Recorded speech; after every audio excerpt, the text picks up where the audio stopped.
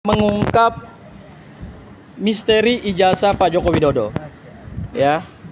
Hari ini saya selaku kuasa hukum pelapor, yaitu Dr. Bonatua Silalahi, mendatangi Bareskrim Polri untuk membuka laporan dugaan tindak pidana kearsipan, ya, terkait dengan keberadaan ijazah yang selama ini menjadi polemik di publik, yaitu ijazah Pak Joko Widodo sejak mencalonkan diri sebagai calon wali kota Solo 2 periode, kemudian calon gubernur DKI Jakarta, kemudian calon presiden Republik Indonesia untuk 2 periode.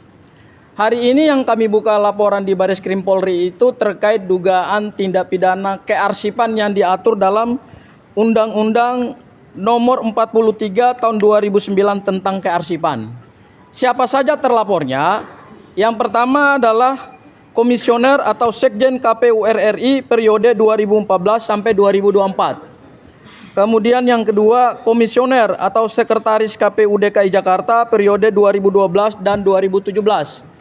Kemudian yang ketiga, Kepala Arsip Negara Republik Indonesia periode 2012 dan 2024.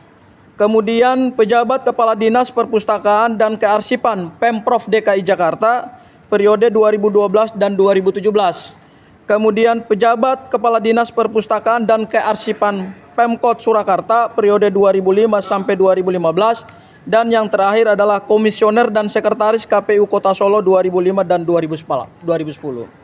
Yang kami laporkan itu ada 4 pasal. Yang pertama adalah pasal 83 Undang-Undang Kearsipan terkait dengan dugaan tindak pidana kearsipan. Kemudian juga pasal 86 Undang-Undang Kearsipan, pasal 55 tentang penyertaan dugaan tindak pidana. Kemudian pasal 56 KUHP, 55 KUHP dan pasal 56 KUHP.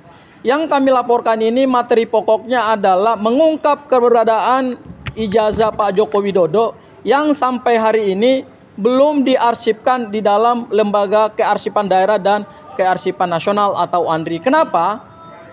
Berdasarkan Undang-Undang Kearsipan dan kemudian Undang-Undang Pemilu, kemudian juga peraturan KPU, dokumen seorang kepala daerah, dokumen seorang presiden terpilih setelah melewati batas tertentu yaitu di atas 5 tahun, kemudian kewajiban Lembaga Arsip Nasional dan Lembaga Arsip Daerah adalah harus mengarsipkan itu di dalam kearsipan. Karena arsip itu adalah bagian dari identitas bangsa Indonesia. Arsip itu adalah potret perjalanan sejarah bangsa.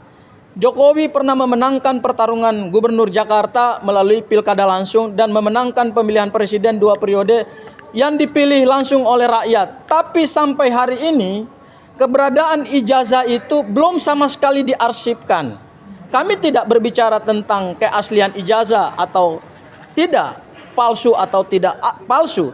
Tapi yang kami bicarakan adalah kewajiban lembaga-lembaga kearsipan yang harusnya dimulai dari KPUD, KPU RI, menyerahkan dokumen itu kepada Lembaga Arsip Daerah dan Lembaga Arsip Nasional.